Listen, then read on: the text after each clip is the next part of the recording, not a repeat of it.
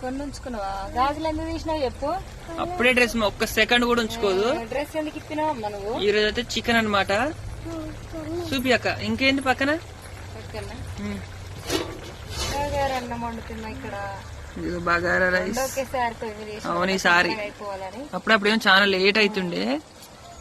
అప్పుడప్పుడు ఎట్లా అంటే ఎక్కువ మంది ఉంటుంది. అవును. అందరికి సరిపెట్టేది చేయాలంటే ఎక్కువ టైం తీసుకుంటుంది. అవును. ఇప్పుడేమో మన వరకే కాబట్టి కొంచెం తక్కువ టైంలో అయిపోతుంది అనమాట.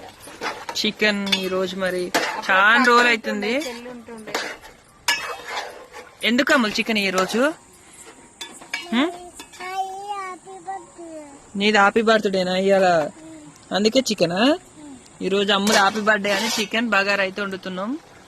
మరి మీరేం కూర వండుకున్నారో కామెంట్ చేయండి. చికెన్ తినకైతే 20 రోజుల పైన అయిందనమాట. జ్వరం వచ్చినా కానీ ఇంతవరకు తినలే మరి. ఇంట్లో అందరి